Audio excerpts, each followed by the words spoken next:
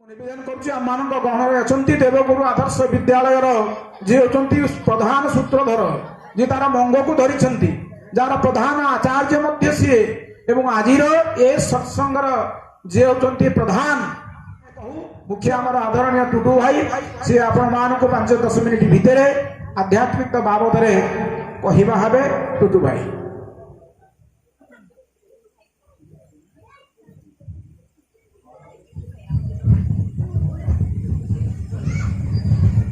शांति। ओम अखंडमंडलाकारं व्याप्तं येन चराचरं तत्पदं दर्शितं येन तस्मै श्रीगुरवे नमः। परम पूज्य परमाराध्य परम कृपालु श्री गुरुदेवों पदारविंदरे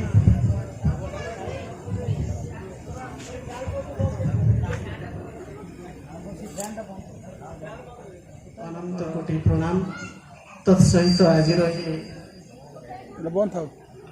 देवगुरु आंचलिक सत्संग गोष्ठी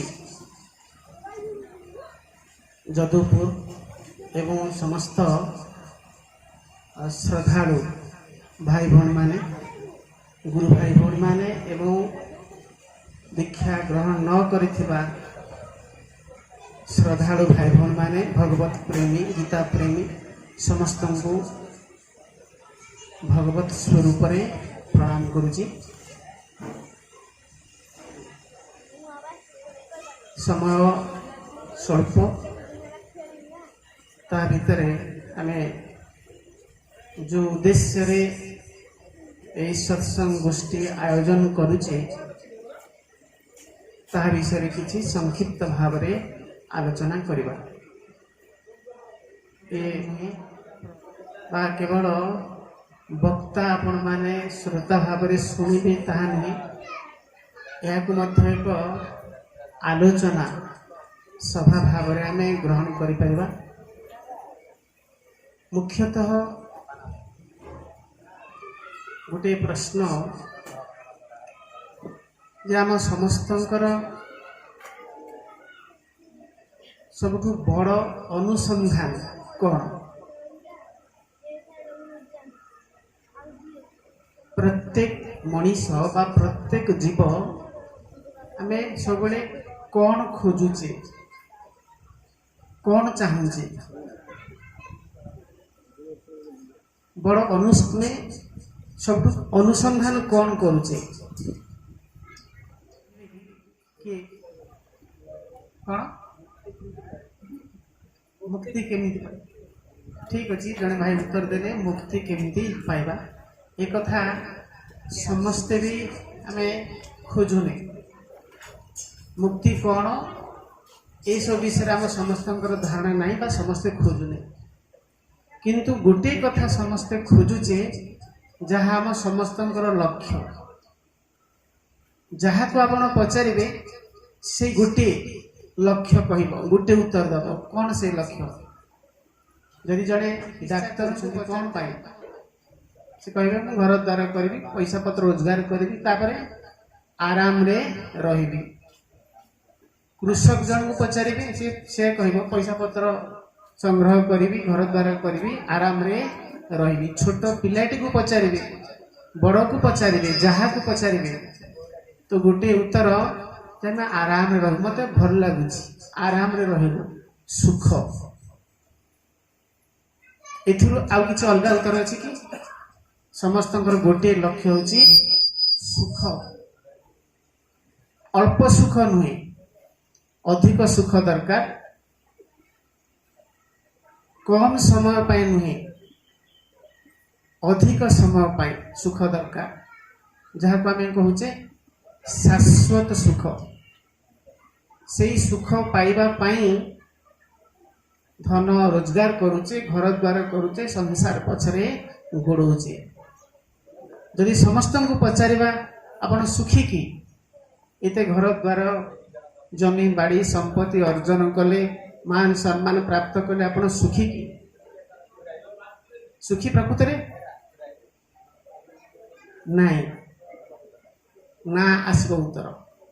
ଯଦି କିଏ କୁହେ ହଁ ମୁଁ ସୁଖୀ, ତାହେଲେ ତା ସହିତ ଯଦି ଦୁଇ ଚାରି ପଦ କଥା ଆମେ ହବା, ସିଏ ପ୍ରଥମେ ତାକୁ ହଁ ସବୁ ଭଲ ଅଛି, ତାପରେ ଆରମ୍ଭ କରିଦେବ ତାର ସମସ୍ୟା। ତାର ଭିତରେ ହଁ ମୋର ଏଇଆ ଅସୁବିଧା ସେଇଆ ଅସୁବିଧା ଏ ସମସ୍ୟା, ପୁଅ ଭଲ ମଣିଷ ହେଲାନି, ସେ ଚାକିରିଟା କେମିତି ମିଳିବ, ବ୍ୟବସାୟ ଭଲ ଚାଲୁନି, ତାମାନେ ଅଭାବ ବୋଧ କରୁଛି। ଅଭାବ ବୋଧ କରୁଥିବା ଲୋକ ସୁଖୀ କେମିତି ହବ?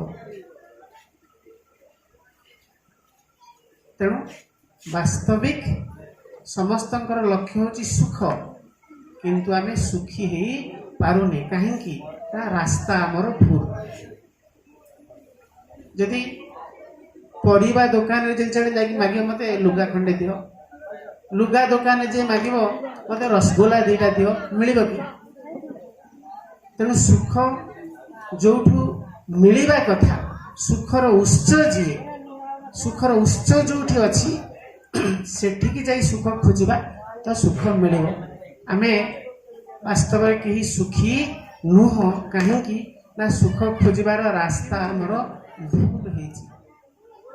ଏଥିପାଇଁ ଶ୍ରୀମଦ୍ ଭଗବତ ଗୀତା ଏହାର ସୂତ୍ର ଦେଇଛନ୍ତି,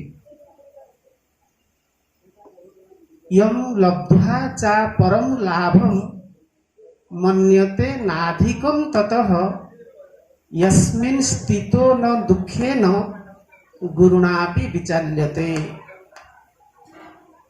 ସୁଖ ଆମେ ସମସ୍ତେ ଖୋଜୁଛେ ସଂସାରରେ, ସଂସାର ପଛରେ ଗୋଡ଼େଇଛେ, କିନ୍ତୁ ରାସ୍ତା ଭୁଲ।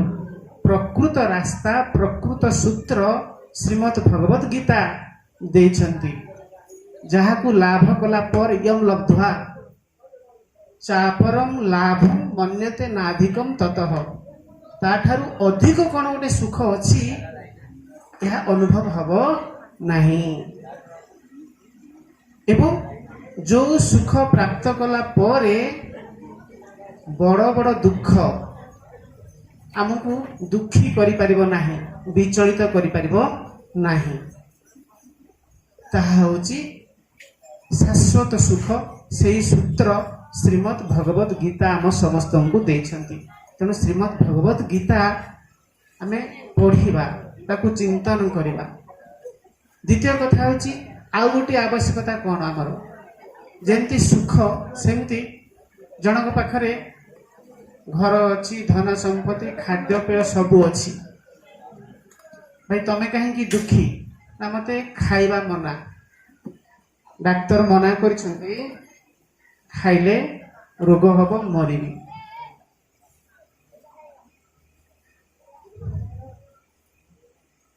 ଇଏ ଗୋଟେ ଭୟ। ଆଉ ଗୋଟେ ସମସ୍ତଙ୍କର ବଡ଼ ଆବଶ୍ୟକତା, ଆମେ କେମିତି ନିର୍ଭୟ ହେଇଯାଉ, ଆମର ଭୟ ନ ରହେ। ସମସ୍ତେ ଭୟରେ ଆମେ ବାକୁଳିତ, ମାନ ସମ୍ମାନ ଚାଲିଯିବାର ଭୟ, ପରାଧୀନ ହବାର ଭୟ। ମୁଁ କାହା ଅଧୀନରେ ରହିବାକୁ ଚାହୁଁନି, ସ୍ୱାଧୀନ ଭାବରେ ଯେମିତି ରହେ, ଏସବୁ କଥା ଆମକୁ ଭଲ ଲାଗେନି। ସମସ୍ତେ ନିର୍ଭୟ ହେବାକୁ ଚାହିଁଥାଉ ନା ଭୟ ଭିତରେ ରହିବା ପାଇଁ ଚାହୁଁ? ନିର୍ଭୟ ହେବାକୁ ଚାହୁଁ ସମସ୍ତେ। ସବୁଠୁ ବଡ଼ ଭୟ କ'ଣ? ସବୁଠୁ ବଡ଼ ଭୟ ହେଉଛି ମୃତ୍ୟୁ।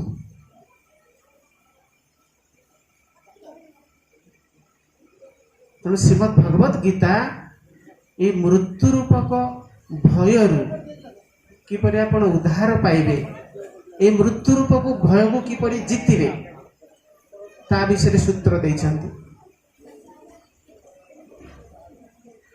ନୈନଂ ଛିନ୍ଦନ୍ତି ଶସ୍ତ୍ରାଣି ନୈନଂ ଦହତି ପାବକଃ ନ ଚୈନଂ କ୍ଲେଦନ୍ତ୍ୟାପୁ ନ ଶୋଷୟତି ମାରୁତଃ।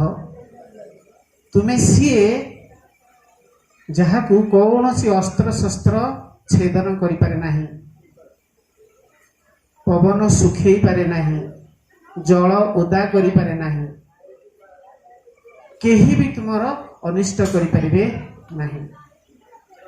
ଆଉ ଗୋଟେ ଶ୍ଲୋକରେ ଭଗବାନ ବି କହିଛନ୍ତି ଗୀତାରେ, କ୍ଷିପ୍ରଂ ଭବତି ଧର୍ମାତ୍ମା ଶସ୍ୱ ଶାନ୍ତିଂ ନିଗଚ୍ଛତି କୌନ୍ତେୟ ପ୍ରତିଜାନିହି ନ ମେ ଭକ୍ତଃ ପ୍ରଣଶ୍ୟତି।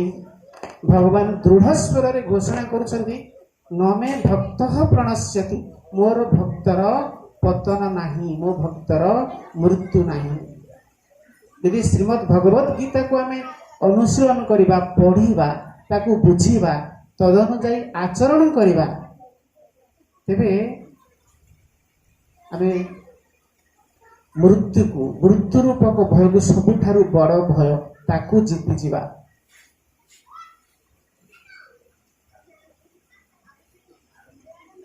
କିପରି? ସମୟ ସ୍ୱଳ୍ପ, ଗୋଟେ ଉଦାହରଣଟେ ଦିଏ ଆପଣଙ୍କୁ, ସଂକ୍ଷିପ୍ତ ଭାବରେ କହୁଛି। ଆମର ଯେଉଁ ଭୟ ଥାଏ, ଯେଉଁ ମୃତ୍ୟୁ ଭୟ, ଆମେ ନିଜକୁ ଶରୀର ବୋଲି ଭାବିଥାଉ। ପ୍ରକୃତରେ ଆମେ ଆମର ପରିଚୟ କ'ଣ ଆମେ ଜାଣିନୁ, ସେଇଥିପାଇଁ ଭୟ ସୃଷ୍ଟି ହେଉଛି। ଆମେ ଭାବୁଛି ମୋର ଶରୀର, ଆଉ ଶରୀର ତ ମରିବ। କିନ୍ତୁ ଆମେ ପ୍ରକୃତରେ କିଏ? ଆମେ ଶରୀର ନୁହେଁ, ଆମେ ହେଉଛି ଶରୀରୀ। ଯିଏ ନିଜକୁ ଶରୀର ବୋଲି ଭାବିଛି ତାକୁ ଭୟ ହେବା ସ୍ୱାଭାବିକ। କିନ୍ତୁ ଯେତେବେଳେ ଆମେ ଆମର ପ୍ରକୃତ ସ୍ୱରୂପ ଜାଣିଯିବା, ଆମେ ଅସତ୍ ନୁହେଁ, ଆମେ ହେଉଛେ ସତ୍ ସ୍ୱରୂପ। ଆମେ ଯେତେ ସବୁ ଏ ପରିବର୍ତ୍ତନଶୀଳ ସଂସାର, ଆମେ ହେଉଛେ ଅପରିବର୍ତ୍ତନୀୟ। ନିଜକୁ ନିଜେ ଯେତେବେଳେ ଜାଣିଯିବା, ସତ୍ ସ୍ୱରୂପକୁ ଚିହ୍ନିଯିବା, ସବୁ ଭୟ ଦୂର ହୋଇଯିବ। ଯେମିତି ଗୋଟେ ଉପନିଷଦରେ କଥା ରହିଛି, ଗୋଟେ ସିଂହ ଶାବକ ଭୁଲରେ ତାର ଛୋଟ ଛୁଆଟିଏ ପାଣିରେ ଭାସି ଯାଉଥିଲା, ତାକୁ ମେଣ୍ଢା ଜଗୁଆଳ ଜଣେ ତାକୁ ଉଦ୍ଧାର କଲା। କଥାଟିକୁ ସଂକ୍ଷିପ୍ତରେ କହିଦେଉଛି। ମେଣ୍ଢା ଜଗୁଆଳ ସେ ସିଂହ ଶାବକଟିକୁ ନେଇକି ପାଳିଲା। କାହା ସାଥିରେ? ମେଣ୍ଢାମାନଙ୍କ ସାଥିରେ। ମେଣ୍ଢାମାନେ ଯେମିତି ଖାଦ୍ୟ ଗ୍ରହଣ କରନ୍ତି, ସିଂହ ଶାବକ ସେମିତି ବି ଖାଦ୍ୟ ଗ୍ରହଣ କଲା। ଏବଂ ସିଏ ନିଜକୁ ଭାବିଦେଲା ମୁଁ ଗୋଟିଏ ମେଣ୍ଢା। ଜଙ୍ଗଲକୁ ଯେତେବେଳେ ଚରିବାକୁ ଯାଏ ମେଣ୍ଢାମାନଙ୍କ ସହିତ, ତ ସିଂହ ଯେତେବେଳେ ରଡ଼ି କରେ, ସବୁ ମେଣ୍ଢାମାନେ ଦୌଡ଼ିକି ପଳାନ୍ତି। ତା ସହିତ କିଏ ଦୌଡ଼ିକି ଯାଏ? ଏଇ ସିଂହ ଶାବକଟି, କାରଣ ସେ ଭାବିଛି ନିଜକୁ ମେଣ୍ଢା ବୋଲି, ସେ ବି ଦୌଡ଼ିକି ପଳାଏ। ଥରେ ନଜର ପଡ଼ିଗଲା ଗୋଟେ ସିଂହର, ବଡ଼ ସିଂହର।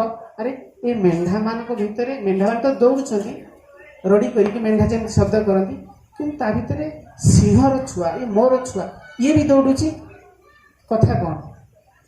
ଗୋଟେ ଥର ଜଗିକି ବସିଲା ଏବଂ ସମସ୍ତେ ଦୌଡ଼ି ଗଲେ ମେଣ୍ଢା ଛୁଆ। ଏଇ ବଡ଼ ସିଂହଟି ଦୌଡ଼ିକି ଯାଇକି ସିଂହ ଶାବକଟିକୁ ଧରି ପକେଇଲା ଏବଂ କହିଲା ତା ଭାଷାରେ ଯେ ତୁ କାହିଁକି ଭୟଭୀତ ହେଉଛୁ? ତୁ କ'ଣ ନିଜକୁ ଏଇ ମେଣ୍ଢା ବୋଲି ଭାବୁଛୁ କି? ତୁ ମେଣ୍ଢା ନୁହଁ। ସେ କହିଲା ମୁଁ କିଏ ତାହେଲେ? ଆସ ଦେଖିବୁ ତୁ କିଏ ଜାଣିବୁ। ତାକୁ ପାଣି କୂଳକୁ, ନଦୀ କୂଳକୁ ନେଲା, ପାଣିରେ ତା ରୂପକୁ ଦେଖିଲା। ଦେଖ ତୋ ରୂପ ଯେମିତିଆ, ତୋ ରୂପକୁ ଦେଖେ, ମୋ ରୂପକୁ ଦେଖେ। ସେ ଦେଖିଲା, ଆରେ ମୁଁ ତ ଏଇ ସିଂହ ଭଳିଆ, ମୋର ବି ରୂପ। ସିଂହ ଗର୍ଜନ କଲା। ତ ଏ କଥା ଗର୍ଜନ ଶୁଣିକି ସିଂହ ଶାବକ ବି ଗର୍ଜନ କଲା। ତା ଭିତରେ ସେ ଭୟ ଦୂର ହେଇଗଲା। ତ ଆମେମାନେ ସମସ୍ତେ ଭୟଭୀତ ଏଇଥିପାଇଁ ଯେ ଆମେ ନିଜକୁ ଆମେ ଜାଣିନେ, ନିଜ ସ୍ୱରୂପକୁ ଆମେ ଚିହ୍ନିନେ, ଆମେ କିଏ। ଗୁରୁଦେବ ଏଇ ତତ୍ତ୍ୱ ଦ୍ୱାରା ଆମକୁ ଚିହ୍ନେଇ ଦିଅନ୍ତି ଯେ ତୁମେ ପ୍ରକୃତରେ କିଏ। ତେଣୁ ଭୟ ଦୂର କରିବାର ସମସ୍ତ ସୂତ୍ର ରହିଛି ଶ୍ରୀମଦ୍ ଭଗବତ ଗୀତାରେ। ସବୁଠୁ ବଡ଼ ଜିଜ୍ଞାସା, ଆମେ ଯେତେ ସବୁ ରିସର୍ଚ୍ଚ କରୁଛେ, ଫିଜିକ୍ସ, କେମିଷ୍ଟ୍ରି, ବାୟୋଲୋଜି ହଉ ବା ପଦାର୍ଥ ବିଜ୍ଞାନ ବା ରସାୟନ ବିଜ୍ଞାନ ବା ପ୍ରାଣୀ ବିଜ୍ଞାନ ଅଥବା ଆୟୁର୍ବେଦ ବିଜ୍ଞାନ କିମ୍ବା ମହାକାଶ ବିଜ୍ଞାନ, ଏସବୁ ତ ଖୁବ୍ ରିସର୍ଚ୍ଚ ଚାଲିଛି, ଗବେଷଣା ଚାଲିଛି, ଅନୁସନ୍ଧାନ ଚାଲିଛି। କିନ୍ତୁ ଗୋଟିଏ ପ୍ରଶ୍ନ ପ୍ରଥମରୁ ଅସମାହିତ ହେଇକି ରହିଛି, ତା ବିଷୟରେ ଗବେଷଣା ଆମେ କରୁନେ, କାହିଁକି ନା ସେ ପର୍ଯ୍ୟନ୍ତ ପହଞ୍ଚି ପାରୁନି। ସେଟା ବଡ଼ ରହସ୍ୟ। କ'ଣ? ନିଜର ପରିଚୟ। ଇଏ ସଂସାର ଆମେ ଏତେ ଜୀବଜନ୍ତୁ ପଶୁପକ୍ଷୀ ସବୁ ଚାଲିଛି, ତାହେଲେ ଇଏ କିଏ? ଇଏ ଜନ୍ମ ହେଇଛି ହେଲା କେମିତି? ପୁଣି ମୃତ୍ୟୁ ପରେ ଇଏ କୋଉଠିକି ଯିବ? ଏଇ ପ୍ରଶ୍ନ ନିଶ୍ଚିତ ଭାବରେ ସମସ୍ତଙ୍କ ମନରେ ଥରେ ନା ଥରେ ନିଶ୍ଚୟ ଆସିଛି। କିନ୍ତୁ ଆମେ ତାର ଉପେକ୍ଷା କରିଦଉଛେ। ତେଣୁ ଇଏ ହଉଛି ଗୋଟେ ପ୍ରଶ୍ନ, ଗୋଟେ ପରିଚୟ ଯେ ପ୍ରକୃତରେ ମୁଁ କି। ଏଇ ପ୍ରଶ୍ନର ଉତ୍ତର ଶ୍ରୀମଦ୍ ଭଗବତ ଗୀତା ଦିଅନ୍ତି। ଯୋଉ ପ୍ରଶ୍ନ ଆମ ସମସ୍ତଙ୍କ ପାଇଁ ଆଜି ପ୍ରଶ୍ନ ହେଇକି ରହିଛି, ଅସମାହିତ ହେଇକି ରହିଛି, ତା ବିଷୟରେ ଆମେ ତାକୁ ସ୍ପର୍ଶ କରିପାରୁନେ, ସେ ପର୍ଯ୍ୟନ୍ତ ଯାଇପାରୁନେ। ଶ୍ରୀମଦ୍ ଭଗବତ ଗୀତା ତାର ସମାଧାନ କରନ୍ତି। ମମୈବାଂଶୁ ଜୀବ ଲୋକେ ଜୀବ ଭୂତ ସନାତନ। ଭଗବାନ କହୁଛନ୍ତି ତୁମେ ହଉଛ ମୋର ଅଂଶ, ମମ ଏବ ଅଂଶ। ତେଣୁ ବାସ୍ତବିକ କଥା ହେଲା ଆମେ ଆଜି ଏକତ୍ରିତ ହେଇଛେ ଯେତିକି ବ୍ୟକ୍ତି ବି ଯୋଉ ସତ୍ସଙ୍ଗ ଆୟୋଜନ କରୁଛେ, ତାର ଉଦ୍ଦେଶ୍ୟ ଆମମାନଙ୍କର ଯାହା ମୌଳିକ ପ୍ରଶ୍ନ, ମୌଳିକ ଆବଶ୍ୟକତା, ପ୍ରକୃତ ସୁଖ, ପ୍ରକୃତ ଆନନ୍ଦ, ଆମର ପରିଚୟ, ଆମେ ଯୋଉ ଉଦ୍ଦେଶ୍ୟରେ ଜନ୍ମଗ୍ରହଣ କରିଛେ ତାକୁ ଅନୁସନ୍ଧାନ କରିବା, ତାକୁ ଖୋଜିବା। ଏବଂ ସବୁଠୁ ସହଜ ଆଉ ଭଲ ସୂତ୍ର ହଉଛି, ଭଲ ଆଶ୍ରୟ ହଉଛି ଶ୍ରୀମଦ୍ ଭଗବତ ଗୀତାଙ୍କର ଆଶ୍ରୟ ନେବା। ସମସ୍ତ ପ୍ରଶ୍ନର ଉତ୍ତର ମିଳିଯିବ। ଗୁରୁଦେବଙ୍କର ଆଶ୍ରୟ ନେବା, ସମସ୍ତ ପ୍ରଶ୍ନର ଉତ୍ତର ମିଳିଯିବ, ସମସ୍ତ ସମସ୍ୟାର ସମାଧାନ ହେଇଯିବ। ତେଣୁ ଆଜି ଆମେ এই କାର୍ଯ୍ୟକ୍ରମରେ ମଧ୍ୟ ରଖିଛେ ଶ୍ରୀମଦ୍ ଭଗବତ ଗୀତା ପୁସ୍ତକ ବଣ୍ଟନ କରିବା। ଆପଣମାନେ ତାକୁ ନେଇ ପଢ଼ିବେ, ବୁଝିବେ ଏବଂ ଆଚରଣରେ ଆଚରିତ କରିବେ। ଦେଖିବେ ପରମ ସୁଖ, ପରମ ଆନନ୍ଦ ନିଶ୍ଚୟ ମିଳିବ, ନିର୍ଭୟତା, ନିର୍ଭୀକତା ମିଳିବ, ଆତ୍ମ ପରିଚୟ ଆପଣଙ୍କୁ ନିଶ୍ଚୟ ମିଳିବ। ଓମ୍ ଶାନ୍ତି। ଠାକୁରଙ୍କ ଶ୍ରୀଚରଣରେ ବାଣୀକୁ ସମର୍ପଣ ପୂର୍ବକ ବିରାମ ଦେଉଛି।